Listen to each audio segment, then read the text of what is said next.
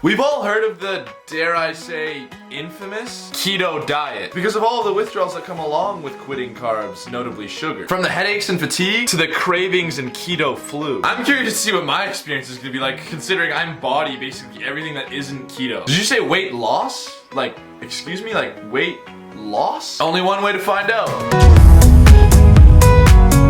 So first things first, if I'm gonna enter ketosis and suffer along through that process, I'm first going to drop my current intake of carbs from 25 to 35% down to 5 to 10%. And the easiest way to get the most progress the fastest is to just cut out all junk food, including chocolate. Great. Next up on the chopping block is beer. Also great. The next source of joy that's going to be stripped from my existence is fruit, including the protein smoothie that I have every single day. Now it's more just like protein milk. Furthermore, to add insult to injury, I'm also going to be going with the way less tasty keto bread, the way less tasty plain Greek yogurt, and to make my coffees way less tasty by swearing an oath to never put the word that shall not be spoken in it again. I have a feeling that my life is about to get a whole lot less tasty. I got a fresh haircut. I'm so hungry right now. Let's get breakfast. Okay guys, so what did I think about my first keto meal? To be honest, it was really delicious. I was really hungry. It satisfied my hunger, but there is a part of me that is not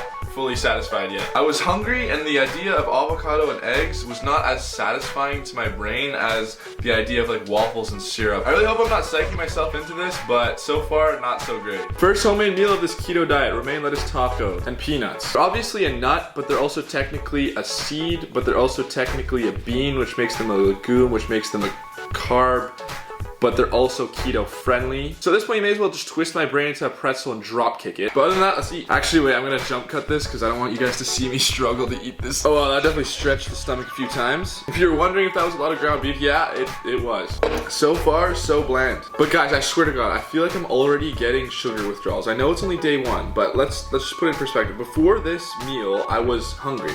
Now I'm no longer hungry. Certainly not. But am I satisfied? No, I feel like I'm missing something. Like it's the same feeling at breakfast. Relax. I know you were just like, stop, that's not keto, don't eat that. Thank you for being so passionate about this challenge in this video and my YouTube channel just as a whole, right? Like, God, I love the love. But it's actually okay. This is actually keto bread. It's okay because you'll still enter ketosis with a 5 to 10% carb diet. And so I'm just aiming for that, and this will be like the majority of it. I'm weaker. Nah, real shit, that weight was not moving easily today. And of course, my brother left a Mars bar in the console. But luckily, my headache's gone away, and I'm not craving sugar that much today. Never mind, I'm looking at these apples like they're beautiful pieces of gold.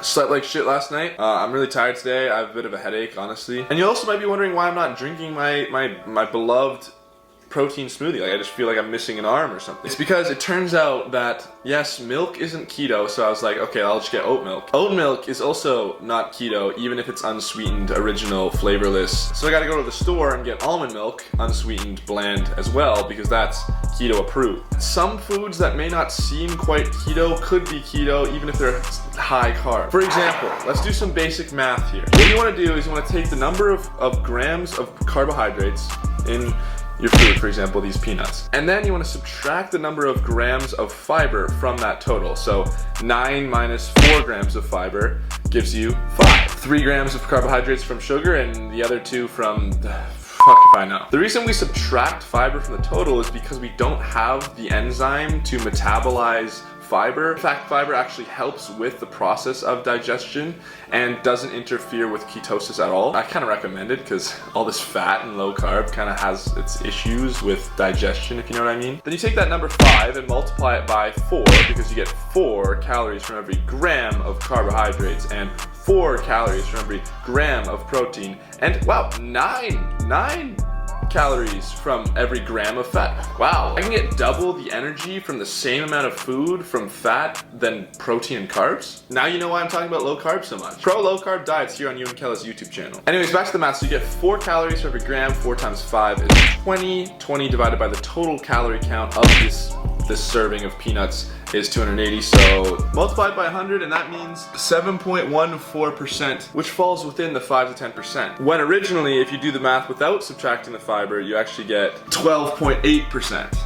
And then you think, oh, this is not keto, but what do you know? It's actually keto. Flash forward a couple hours and I'm actually extremely tired right now, guys, and it kind of sucks because I want to shoot some shorts later and I want to have energy to keep it engaging for y'all, but I'm trying to do work and it's just sluggish, to say the least. Probably also because I didn't sleep very well, which keto is supposed to help with too. Let's see if this no sugar energy drink actually tastes good. Luckily though, the cravings aren't as bad today.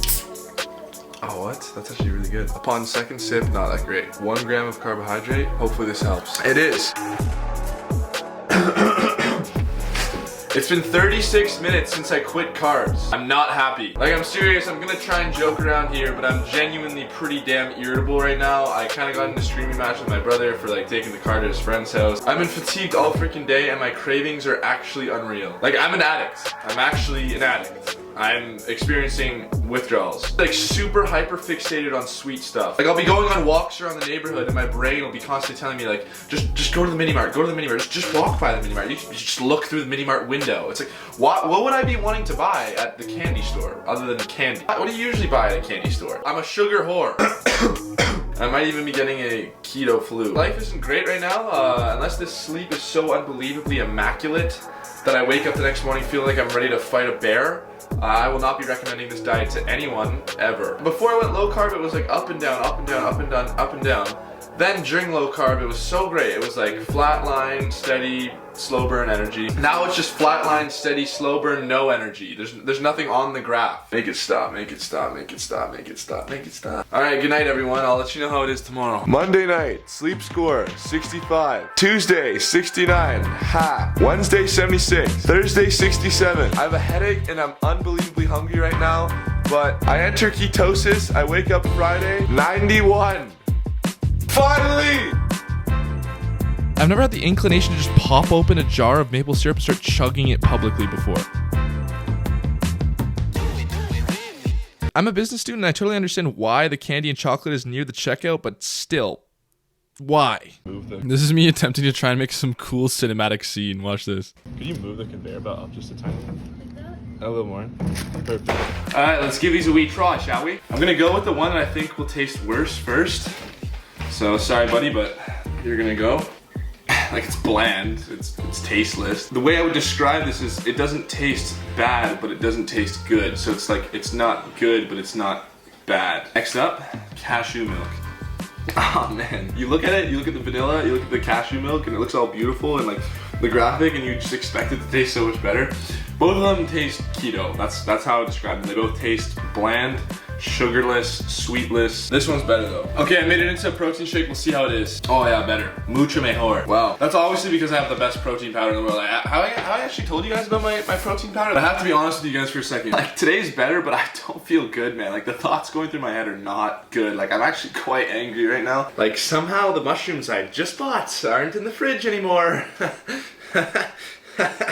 I'm joking around and stuff. I'm actually really trying to keep it together, and like, this is not one of those diets that you can just like notch. Oh yeah, I'll just go keto for a month. There are serious withdrawals involved in this, and they're not like to be brushed off. Like, little things will piss me off. For example, like when I'm not in frame perfectly on the first shot, I have like a short fuse or something. I don't know. Or I'm not really like that sociable right now. Like I'm trying to keep the conversation short. I feel like I'm quitting cigarettes or something right now. Or cocaine, actually. I keep craving sugar, and then I go and I eat stuff when I'm not actually hungry to satisfy a craving that doesn't get satisfied. How to satisfy sugar cravings. Google already suggested as soon as I spelled half of satisfy, like he just knows the struggle. Fruit, can't have that. Berries, can't have that. Dark chocolate is actually helping a little bit. Vegetables, already tried, doesn't work. Whole grains, can't eat that. Fermented foods, what is that exactly? Trail mix? I've eaten enough nuts to be considered a squirrel at this point. Eggs, well, how is that gonna satisfy my sugar cravings? Prunes, those are definitely not keto. Sugar-free soda, that's basically worse for you than regular soda. Smoothies, yeah, thanks Healthline, I'm just gonna drink a smoothie right now. You mean my keto tasteless protein milk? Meat, already had that doesn't do shit. Sweet potatoes, can't eat that. Yogurt, how is yogurt gonna do anything? Legumes, can't have that. Snack bars, probably can't eat that. Chia seeds, probably can't eat that. Sugar-free chewing gum or mints? Ooh. But yeah, the story of today is definitely cravings. They haven't gotten worse per se. It's the same old, you know, crave sugar if you're not distracted with something. As soon as you're undistracted by something, you're craving sugar again. It's kind of weird though. I'm editing a video where I'm eating Skittles, and I'm weirdly not turned on right now. I just want an apple, bro. And then my mom made salmon and it was really sad I had to scrape off all the breadcrumbs. You know, the gum's actually really helping with the cravings, and right around this time, usually, it's 4 o'clock, I'll have some caffeine, and it's just been sitting here. My Joy Burst no sugar has just been sitting here, and I haven't actually cracked it open yet. It's been like almost an hour. I don't feel like I need it. Welcome back to Ewan's Keto Creations, where I basically just create a different assortment of egg, cheese, avocado, and bacon. Ugh, I'm so done with this, man. I just want something sweet, bro. Day 5, let's start with the good. The best thing that will happen to you when you start going keto is you will sleep much, much better. Coming from somebody who doesn't sleep very well, I've been sleeping like an absolute baby koala. Second good thing, my fatigue has subsided. I'm no longer tired. I'm pretty good throughout the rest of the day, and my mood is pretty balanced when I'm not triggered. Oh, and brain clarity is definitely a thing I feel like I'm seeing better on this diet. Now for the bad, ladies and gentlemen. The cravings still persist on day 5, even when I'm not surrounded by food. I'm looking at you, bananas. I still have a pretty bad headache, which doesn't give me much hope for my cravings to subside for the rest of the day. I'm still bulking, by the way. Actually, I don't even know why I'm telling you guys. Assume by default I'm always bulking. But keto simply isn't a typical diet that people go for when they're bulking, and it's kind of hard for me to get all of the calories in because I'm not super hungry throughout the day. I'm just craving sugar. But yeah, great day to be a keto warrior. I got another A on my sleeping test last night, and I have no headache. Although those apples still look like the sexual reproductive organs of the opposite sex. But I can confidently say that I'm probably in a state of ketosis despite not having quite as many withdrawals. And I can also confidently say that we're going to be running a marathon today. I bet you didn't expect that. So I've essentially doubled all of the ingredients that I usually have with my keto breakfast. Let's eat. I'm starting to think that the no carb is having an effect on my mindset. Bro, I feel like I'm literally gonna pass out. For my post-run victory meal. Not the most victorious, in my opinion.